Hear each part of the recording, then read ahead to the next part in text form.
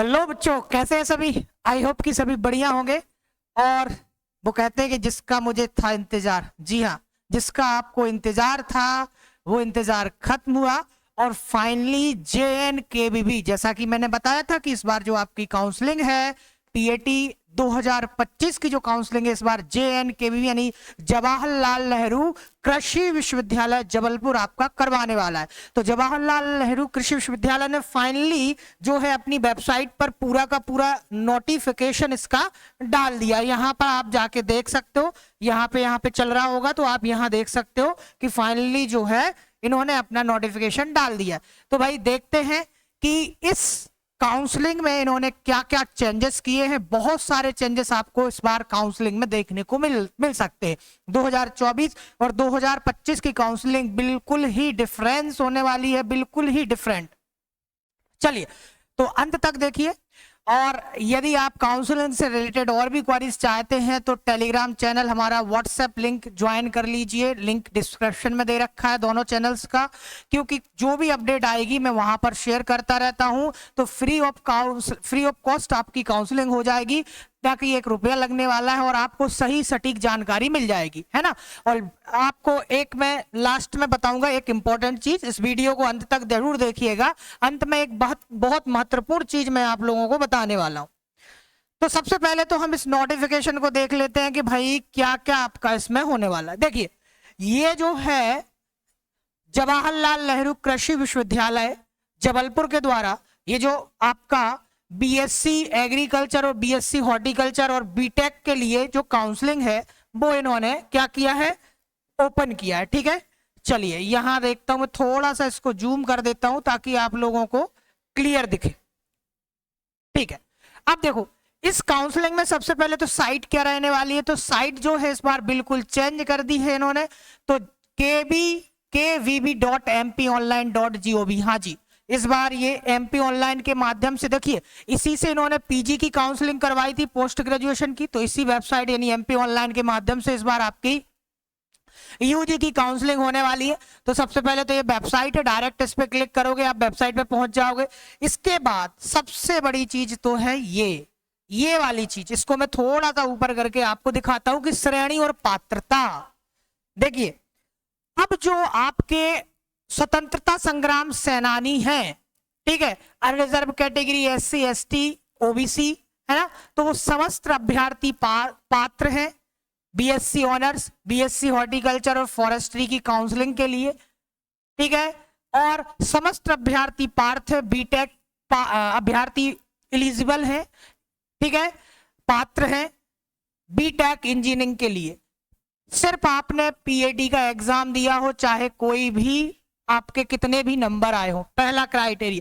तो स्वतंत्रता संग्राम सेनानी, इसके बाद में अनुसूचित जाति श्रेणी के समस्त महिला अभ्यर्थी, समस्त पात्र हैं यानी जितने भी गर्ल्स हैं, SC कैटेगरी की फीमेल, इसके बाद में जो SC के मेल यानी बॉयज हैं, और कृषक अभ्यर्थी SC कैटेगरी के वो भी एलिजिबल है। सिर्फ आपने PAT एग्जाम दिया हो, आप काउंसलिंग में पार्टिसिपेट कर सकते हो।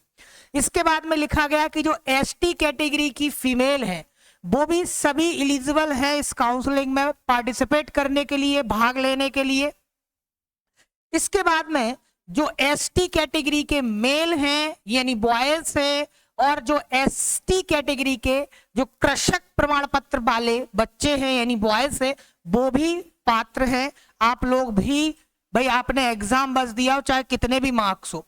अब OBC फीमेल की बात करते तो OBC गर्ल्स जो हैं, यदि आपके 60 यानी 60 या फिर 60 से ज्यादा मार्क्स है तभी आप इस काउंसलिंग में पार्टिसिपेट कर सकते हैं।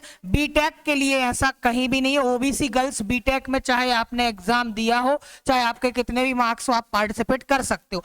अब ये जो 60 नंबर है, 78 नंबर है, 67 है, 62 है, पहले हम थोड़ा सा चर्चा कर लेते। जैसे OBC की बात करें, OBC बॉयज और OBC कृषक बॉयज, ठीक है, तो यहां पर कम से कम जिनके 78 मार्क्स यानी 78 मार्क्स हैं तभी आप एलिजिबल हो, इस काउंसलिंग में भाग ले सकते हो, नहीं तो आप पात्र नहीं हो भाई, आप पार्टिसिपेट नहीं कर सकते, इन्होंने साफ साफ बोला। इसके बाद में EWS कैंडिडेट की बात करें तो यहां पर 67 अंक भाई देखो यहाँ पर इस बार ईडब्ल्यूएस का जो मिनिमम क्राइटेरिया इन्होंने रखा है कट ऑफ का वो 67 है, ठीक है। तो ये 60 से 67 वाले बच्चे ईडब्ल्यूएस के भी पात्र हैं। इसके बाद में जो अनरिजर्व कैटेगरी की जो फीमेल हैं, गर्ल्स हैं, भाई इनको काफी अच्छा बेनिफिट मिलने वाला है। 62 या इससे अधिक मार्क्स है तो आप एलिजिबल हो। अनरिजर्व कैटेगरी की बात करें तो 80 या इससे अधिक।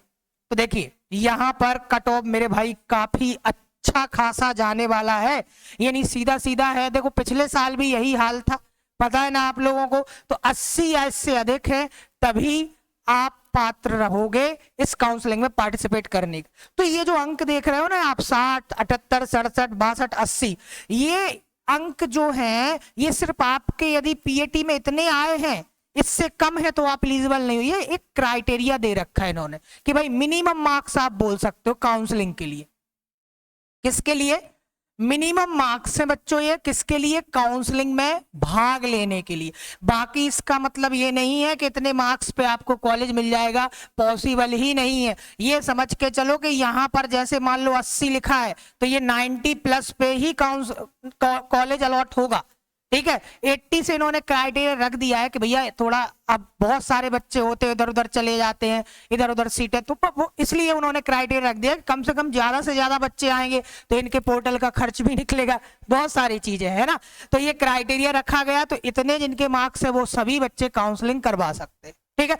अब इस पर जो एक वीडियो के कितने वाले, कितने रैंक, कितने मार्क्स वाले बच्चों को काउंसलिंग करवानी चाहिए और कितने रैंक पर कौन सा कॉलेज मिलेगा, तो उस कॉलेज के अकॉर्डिंग आपको क्या एक सही, मतलब जो आपके मार्क्स हैं, आपकी रैंक है, तो उस रैंक के अकॉर्डिंग आपको कौन सा कॉलेज सबसे पहले प्रेफरेंस में डालना, तो उस कॉलेज के प्रेफरेंस की बात और ये सब बातें हम करेंगे नेक्स्ट वीडियो में, पक्का करेंगे जरूर, बिल्कुल फुल फ्रेश। बस आप मिस मत करिएगा, ये पूरी डिटेल्स में जो आपका पूरा बना के एक चार्ट बना के कितने रैंक पर, कितने नंबर पर आपको कौन सा कॉलेज प्रेफरेंस में डालना है, इसके लिए आप टेलीग्राम चैनल ज्वाइन कर लीजिएगा, लिंक डिस्क्रिप्शन में है, तो वहां आपको पूरी इंफॉर्मेशन मिल जाएगी जल्दी।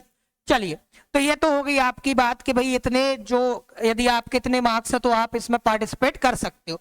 अब इसके बाद दूसरा है आपका कि सबसे इंपॉर्टेंट है, सबसे महत्वपूर्ण है आपका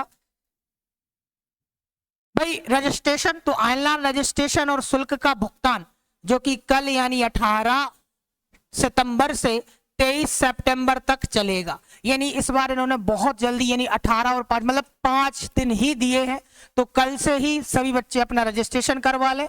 इसके बाद एक चीज और चेंजेस कर दिए, पहले भाई आपका सबसे पहले रजिस्ट्रेशन के बाद डॉक्यूमेंट वेरिफिकेशन स्टार्ट होता था, तो इन्होंने नहीं, इन्होंने बोला कि 19 से, आप 18 से रजिस्ट्रेशन और 19 से 24 तक आप क्या करवा सकते हो, अपने डॉक्यूमेंट्स यानी दस्तावेजों को, जो इनके द्वारा दिए गए केंद्र है उनके बारे में भी बताएंगे, कहां कहां जाके आप सुबह 11 बजे से शाम 5 बजे तक, यानी अवकाश का दिन छोड़कर, जहां छुट्टी है, सरकारी छुट्टी है कैलेंडर में या संडे है उस दिन को छोड़कर बाकी के दिनों में आप यहां इनके बताए हुए सेंटर्स पर जाके वेरिफिकेशन करवा सकते हैं, वो अभी लास्ट में हम डिस्कस करेंगे। इसके बाद में आपको जितने भी बच्चे हैं जो रजिस्टर्ड एवं सत्यापित अभ्यर्थियों की मेरिट लिस्ट जो ऑनलाइन बनेगी, भाई जब आप रजिस्ट्रेशन करवा लेंगे तो वहां पर जो डॉक्यूमेंट वेरिफिकेशन करवा लेंगे और आप क्या करवा लेंगे, आप इसमें रजिस्ट्रेशन आपका हो गया, तो 25/9 को आपका क्या है, मेरिट लिस्ट जो है ऑनलाइन यहां पर दिखाई जाएगी, यानी प्रदर्शित कर दी जाएगी कॉलेज के द्वारा। फिर इसके बाद निर्धारित शुल्क का भुगतान कर इच्छित महाविद्यालयों की प्राथमिकता, यानी यहां पर होगा चॉइस फिलिंग, ठीक है। कॉलेज की आपको क्या करनी पड़ेगी, चॉइस फिलिंग करनी है। तो तीसरा जो चरण होगा चॉइस फिलिंग का 26/9 से 29/9 तक चलेगा, यानी 3 दिन यहां मिलने वाले। इसके बाद में आपका क्या होगा, जो कॉलेज आपको जो अलॉट किया जाएगा, कॉलेज अलॉटमेंट, वो होगा 1/10 को इसकी सूची प्रदर्शित होगी कि आपको कौन सा कॉलेज मिला है। अब यदि आप सेटिस्फाई है तो आगे जाके 5,000 का भुगतान करके आपकी सीट आप क्या कर सकते हो, यहां पर लॉक कर सकते हो, तो उसके लिए 1 से 8 तक का टाइम दिया जाएगा। इसके बाद में शेष शुल्क के साथ यदि आपको अच्छा कॉलेज मिलता है, मनपसंद कॉलेज मिलता है, तो 1/10 से 8/10 तक आप वो शुल्क जमा करके, बाकी के डॉक्यूमेंट जमा करके आप फाइनली जो है कॉलेज में एडमिशन ले सकते हो। तो ये पूरी प्रक्रिया आपकी 8/10 तक कंप्लीट हो जाएगी, यानी 18 से 8। तो भाई यहाँ देख सकते हो 12 दिन ये और 8 दिन ये, यानी इन्होंने पूरा का पूरा कर दिया 20 दिन में, क्योंकि एग्जाम जो फर्स्ट सेमेस्टर के हैं उसकी डेट अनाउंस हो चुकी है कॉलेजेस में, क्योंकि आपके नवंबर में एग्जाम है, इसलिए इनको ये जल्दी सब करवाना है। नवंबर दिसंबर में इनके एग्जाम हो जाएंगे आपके फर्स्ट सेमेस्टर के। चलिए, तो ये डेट्स थी, आप इनका विशेष ध्यान रखें, इन डेट्स को कहीं लिख लें, भूल मत जाना, बहुत जरूरी होती है ये डेट्स, है ना, क्योंकि इन्हीं पे पूरा का पूरा करने वाले हैं आप, ठीक है। चलिए, अब इसके बाद में ये कुछ प्रवेश के नियम है, काउंसलिंग प्रक्रिया है, सभी पाठ्यक्रम के अभ्यर्थियों के दस्तावेजों का सत्यापन। देखो कौन कौन से केंद्रों पर आप दस्तावेज का सत्यापन कर सकते हैं, तो देखो यहां पर लिखा है कि डॉक्यूमेंट वेरिफिकेशन के लिए आप कृषि महाविद्यालय, कहां पर जा सकते हैं आप, जबलपुर, रीवा, टीकमगढ़, गंजबासौदा, वारासिवनी, बालाघाट, पवारखेड़ा, नर्मदापुरम, ग्वालियर, इंदौर, सीहोर, खंडवा, उद्यानिकी महाविद्यालय मंदसौर, कृषि अभियांत्रिकी महाविद्यालय जबलपुर, आंचलिक अनुसंधान केंद्र चंदगांव, छिंदवाड़ा, क्षेत्रीय अनुसंधान केंद्र सागर। यानी ये जो आंचलिक अनुसंधान केंद्र और क्षेत्रीय लिखे हैं ना, ये होते हैं कृषि विज्ञान केंद्र, केबी के जैसे बोलते हैं, यहाँ पर आप जा सकते हैं। कृषि विज्ञान केंद्र पन्ना वाले पन्ना में जा सकते हैं, तो इनको अच्छे से देख लीजिएगा। जो भी नजदीकी सेंटर है, जो भी आपके नजदीक में कृषि महाविद्यालय है, इनसे आप यहाँ पर जाकर अपने डॉक्यूमेंट वेरिफिकेशन करवा सकते हैं, ठीक है। अब इसमें क्या है, पेमेंट सीट पर उन्हीं अभ्यर्थियों को प्रवेश की पात्रता होगी जिन्होंने मध्य प्रदेश कर्मचारी चयन मंडल भोपाल की पीएटी में, देखो यदि आपने यस लिखा होगा तभी आपकी पेमेंट सीट का ऑप्शन वहां पर आएगा, नहीं तो नहीं आएगा, ठीक है। इसके बाद में और भी है, लेकिन ये इतना इंपॉर्टेंट नहीं है, ठीक है। इसके बाद में दूसरा है कि प्रथम चक्र की रजिस्ट्रेशन हो जाएगी तो फिर अब दूसरा मिलेगा, है ना। प्रथम चक्र में ऐसे अभ्यर्थी जिन्होंने रजिस्ट्रेशन नहीं किया है वे भी रजिस्ट्रेशन कर दस्तावेज का सत्यापन कराकर, देखिए भाई ये सबसे बड़ा चेंजेस होने वाला है यहाँ पर।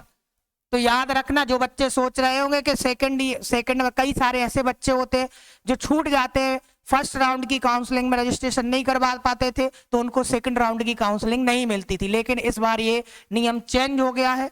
यदि आप प्रथम राउंड में यानी फर्स्ट राउंड में रजिस्ट्रेशन नहीं किया है तो वो सेकंड राउंड में अपने दस्तावेजों का सत्यापन करवाकर द्वितीय चक्र की काउंसलिंग में शामिल हो सकते हैं। तत्पश्चात जो रिक्त सीटें हैं उनकी सीटों के आधार पर आप सेकंड राउंड में आपको कॉलेज अलॉट हो सकता है, तो बिल्कुल घबराने की जरूरत नहीं है। यदि आप फर्स्ट राउंड में नहीं करवा पाए तो सेकंड राउंड में आप करवा सकते हो, लेकिन मेरे हिसाब से फर्स्ट राउंड में ही करवा लीजिएगा तो बेटर है। चलिए, ये देख लीजिए अब थोड़ा सा कि भाई कैसा क्या आपका रहने वाले है ना, ये नियम है आपके। तो ये आपकी वेबसाइट है, आप इस पे क्लिक करोगे mponline.gov तो डायरेक्ट पहुंच जाओगे। विस्तृत जानकारी यहाँ पर दे रखी है। प्रवेश कर्मचारी ये हमारे लिए इंपॉर्टेंट नहीं है। प्रोफाइल क्रिएशन एवं ऑनलाइन पंजीकरण शुल्क भुगतान के साथ प्रोफाइल आपको बनानी है। सत्यापन केंद्र में दस्तावेजों का सत्यापन करना है। ये वही दे रखे हैं आपके कि कितने चरण में आपको करना है। सबसे पहला है भाई कि प्रोफाइल पंजीयन, ऑनलाइन पंजीयन करवाना है। दूसरा फिर डॉक्यूमेंट वेरिफिकेशन करवाना है। तीसरा है पंजीकृत एवं सत्यापित अभ्यर्थियों की मेरिट सूची लिस्ट प्रदर्शित होगी। चौथा है अभ्यर्थियों द्वारा चॉइस फिलिंग करना है, ठीक है। इसके बाद चॉइस फिलिंग के साथ साथ आपको सीट लॉक करना है और जो फीस होगी साफ साफ लिखा है, choice filling and locking by candidates by paying fees non refundable. तो ये भूल ही जाना कि जो आप चॉइस फिलिंग के समय पे जो आप फीस लगाएंगे ऑनलाइन, देखो ऑनलाइन आवंटन अलॉटमेंट, तो वो फीस आपकी क्या है, नॉन रिफंडेबल है, फीस रिफंड नहीं होगी। ऑनलाइन आवंटन हो जाएगा, अलॉटमेंट हो जाएगा आपका। 5,000 रुपए का आंशिक भुगतान एवं आवंटित परिणाम डाउनलोड। देखो इसके बाद जो है आपको जैसे ही कॉलेज मिलेगा तो आपको सीट लॉक करना है 5,000 रुपए से, ठीक है। 5,000 रुपए से सीट लॉक करनी है और ये 5,000 रुपए भी आपका जो किसमें ऐड होगा, जब आप कॉलेज में एडमिशन ले लोगे तो वहां पर आपका ये फीस एडजस्ट हो जाता है। बेहतर विकल्प के चयन हेतु आवेदन। फिर इसके बाद यदि आप सेटिस्फाई नहीं हो तो फिर आपके सेकंड राउंड के लिए आप अपग्रेड में डाल सकते हो, बिल्कुल कोई भी उसका अलग से चार्ज नहीं है, ठीक है। तो ये सब आपके चलने वाले हैं, ठीक है। इसके बाद में पंजीकरण, ये सबसे इंपॉर्टेंट जो है आपके डॉक्यूमेंटेशन, ये है मेरे भाई, ये है सूची। तो सबसे पहले तो रजिस्ट्रेशन स्लिप है ना, जो ऑनलाइन रजिस्ट्रेशन करवाएंगे। पीएटी का जो आपका स्कोर कार्ड है वो आपको प्रिंट करवा लेना है, कम से कम 2 सेट, कितने सेट? सभी के 2-2 सेट बनाने हैं। 10th और 12th की मार्कशीट और उसमें जो सर्टिफिकेट लगा होता है उसका गैप सर्टिफिकेट। जिन बच्चों ने गैप लिया है तो कम से कम 100 के स्टाम्प पर, ठीक है, 100 के स्टाम्प पर नोटरी वाले के यहाँ से नोटरी करवाकर शपथ पत्र बोला जाता है उसी को स्टाम्प को, तो उसके स्टाम्प पर एक एफिडेविट बनवाकर आपका गैप सर्टिफिकेट बन जाता है कि भैया मैंने 1 साल का गैप लिया तो मैंने तैयारी कर रखी है, तो नोटरी वाले के यहाँ जाना वो बना देगा 100 रुपए के स्टाम्प पेपर पर, ठीक है। एमपी डोमिसाइकिल सर्टिफिकेट, मतलब आप एमपी के मूल निवासी है तो आपको डोमिसाइकिल सर्टिफिकेट इशू बाय कंपोर्टेंट अथॉरिटी या जो भी है। इसके बाद में कास्ट सर्टिफिकेट, यदि आप ओबीसी एससी एसटी से आते हैं, ठीक है, जर्नल वाले हैं तो कोई कास्ट सर्टिफिकेट नहीं लगेगा। यदि आपने ईडब्ल्यूएस से फॉर्म भरा है तो इसका सर्टिफिकेट लगेगा, और जिन्होंने नहीं भरा है तो उनको कोई भी जरूरत नहीं है। इनकम सर्टिफिकेट सभी को लगेगा, ओबीसी ईडब्ल्यूएस कैंडिडेट्स को सबको लगेगा income certificate. General unreserved category यानी जर्नल वालों को छोड़कर जिनको स्कॉलरशिप नहीं मिलती उनको नहीं लगाना है।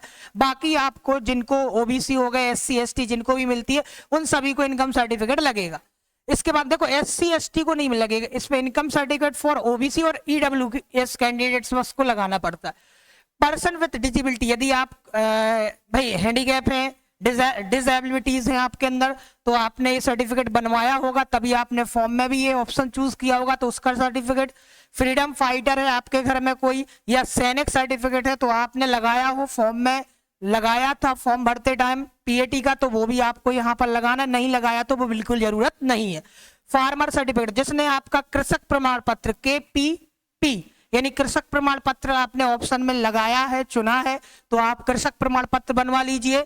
लास्ट में जो आपका कृषक प्रमाण पत्र के लिए जो पीएटी 2025 की रूल बुक है बेटा, कई सारे बच्चों को इस कृषक प्रमाण पत्र नहीं मिलता है, तो पीएटी 2025 की व्यापम पे जाइए रूल बुक, या फिर हमारे टेलीग्राम चैनल पे सर्च कर लीजिए आप, डॉक्यूमेंट सेक्शन में जाके, यानी वहां पर डॉक्यूमेंट वाला आता है, वहां रूल बुक सर्च करना, 2025 की रूल बुक है, उसके लास्ट में बहुत सारे डॉक्यूमेंट का फॉर्मेट पड़ा रहता है, वहां पर कृषक प्रमाण पत्र का भी फॉर्मेट है, ये सब आपको चाहिए, ये आपको वेरिफिकेशन करवाना। अब कई सारे बच्चे कहीं ब्लड ग्रुप, कहीं आपका क्या बोलते हैं ब्लड ग्रुप के साथ साथ आपका हेल्थ सर्टिफिकेट, ठीक है, यानी तो बेटा देखो ये हेल्थ सर्टिफिकेट, ब्लड ग्रुप, ये सब कॉलेज में लगेंगे, अभी नहीं लगेंगे, अभी आपको इतने वेरिफिकेशन करवा के कॉलेज में एडमिशन मिल जाएगा, कॉलेज वाले मांगते हैं तब आपको जमा करना, नहीं तो अभी परेशान मत होना मेरे हिसाब से। तो ये सब चीजें तो बात की चीजें हैं, ये इतने डॉक्यूमेंट्स हैं, यही मैंने, इसके अलावा कुछ भी नहीं है, फालतू की चीजें बिल्कुल मत बनवाना ना भटकना, ठीक है। ये सब आपका जो होता है वो कॉलेज में यदि बोलेंगे तो आप जमा कर देना, नहीं बोलते तो कोई इश्यू नहीं है, ठीक है, इतना ज्यादा टेंशन नहीं लेने का। इसके बाद में ये सब एक पीएटी की नियम पुस्तिका के अनुसार, देखो अभ्यर्थी निर्धारित प्रमाण पत्रों के प्रारूप, अब इधर उधर भटकते हो ना, ये लिखा है पीएटी की नियम पुस्तिका यानी रूल बुक से प्राप्त, नहीं सभी जितने भी आपके ये डॉक्यूमेंट हैं वो सभी के प्रारूप आपके रूल बुक में दे रखे, तो वहां से आप प्रिंट करवा लीजिए, ठीक है। चलिए ये है वेरिफिकेशन सेंटर, तो जबलपुर हो गया, रीवा के वाले रीवा कॉलेज में करवा सकते हैं, टीकमगढ़ वाले टीकमगढ़, गंजवा सौदा, वारा शिवनी, पवार खेड़ा इंजीनियरिंग कॉलेज जबलपुर में, छिंदवाड़ा रीजनल एग्रीकल्चर यानी जो सागर में आपका कृषि विज्ञान केंद्र है यहाँ करवा सकते हैं, पन्ना वाले कृषि विज्ञान केंद्र चले जाएंगे, पन्ना वहां करवा सकते हैं कॉलेज, ये सब आपके, ये आप देख लेना 16 कॉलेज है जो बहुत ज्यादा है अपने आप में, ठीक है। इसके बाद में रैंक के आधार पर सिलेक्शन किया जाएगा, ये तो सभी को पता है मेरे भाई, है ना। चलिए देखो पेमेंट सीट में ये तो सब हमने पढ़ चुके हैं, जिन अभ्यर्थियों को ये सब पढ़ चुके हैं कि भाई 5000 ये सब आगे की चीजें हैं। अब इसमें और कुछ ज्यादा है नहीं, जो मैंने बताया है जो जो इम्पोर्टेंट है वो, हाँ अब एक सबसे बड़ी चीज ये थी, सबसे एक जो पहला रूल चेंज हुआ, पहले ऐसा नहीं होता था कि पहले आपको फर्स्ट राउंड में यदि पार्टिसिपेट नहीं किया तो सेकंड में नहीं कर पाते थे। अब देखो सीधी सी बात लिखा है कि जितने भी आपके, देखो लिखा है कि allotted in first round opted for upgradation करवा सकते हो तो एलिजिबल हो सेकंड राउंड में, फ्रेश रजिस्टर्ड भी करवा सकते हो ये सेकंड राउंड में, ठीक है।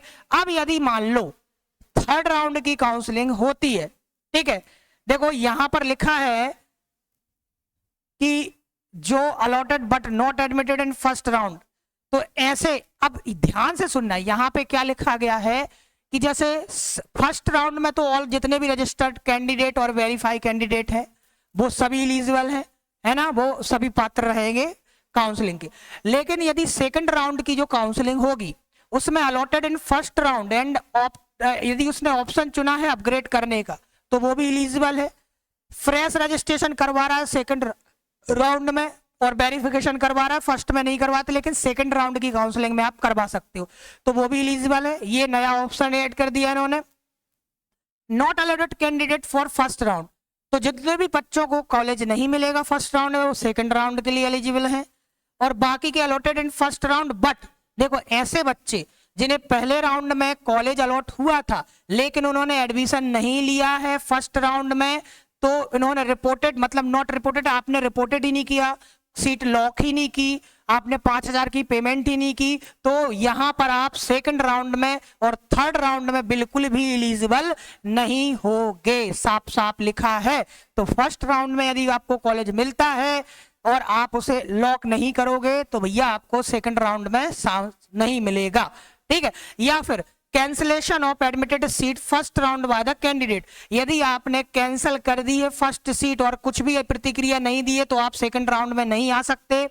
Admitted in first round satisfy candidate, यदि आपने फर्स्ट राउंड में सीट फिल कर दी है यानी आप सेटिस्फाई हो के इसी कॉलेज में चाहिए आपने फिक्स कर दी है तो भी आप फिर भाई आपको एडमिशन मिल जाएगा, फिर आप सेकंड राउंड में कैसे आ पाओगे, ठीक है। तो इनको अच्छे से पढ़ लीजिएगा, ये बहुत इंपॉर्टेंट है, ज्यादा चेंज नहीं है।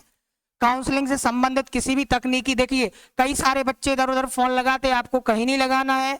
ये लिखा है सुबह सोमवार से शुक्रवार रात 8 बजे से प्रातः 8 से रात 8 बजे तक इस नंबर पर 0755672020 पर लगा सकते हो, ठीक है। कोई भी जानकारी आपको चाहिए काउंसलिंग से रिलेटेड, तो ये है आपका पूरा का पूरा नोटिफिकेशन।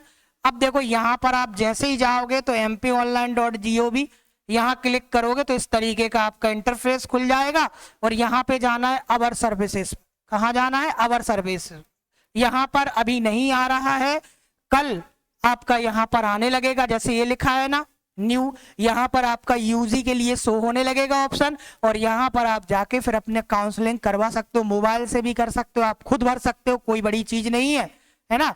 बाकी अब किन बच्चों को कितने मार्क्स पर बैठना है, काउंसलिंग करवानी चाहिए और कितनी रैंक पर कौन से कॉलेज की सही चॉइस फिलिंग करनी, क्योंकि चॉइस फिलिंग बहुत महत्वपूर्ण होती है, आपका समय बचता है। यदि आपके मार्क्स उतने नहीं है और आपने ज्यादा बड़ा कॉलेज डाल दिया यानी ज्यादा मार्क्स वाला, ज्यादा जिसकी रैंक ज्यादा मार्क्स पे जो कॉलेज मिलेगा, जैसे जबलपुर का मेन कैंपस डाल दिया आपने, ग्वालियर का मेन कैंपस डाल दिया, तो दिक्कत हो जाएगी, ठीक है, आप फंस जाओगे, सेकंड राउंड थर्ड राउंड में भी नहीं आ रहा। इसलिए मैं बोल रहा हूँ चॉइस फिलिंग बड़े सावधानी से करनी है, तो उसके लिए जल्द ही मैं प्रॉपर रैंक वाइज और मार्क्स वाइज वीडियो बनाऊंगा कि कितने रैंक वाले बच्चों को कौन सा कॉलेज डालना है चॉइस फिलिंग के लिए। उसके लिए आप बने रहिए हमारे साथ, हमारे चैनल पर। चैनल यदि आपको पसंद आई हो जानकारी, लगा हो कि हाँ सर ने पूरी यूजफुल इंफॉर्मेशन दी है, तो आप चैनल को ज्यादा से ज्यादा लाइक शेयर सब्सक्राइब जरूर करिएगा दोस्तों।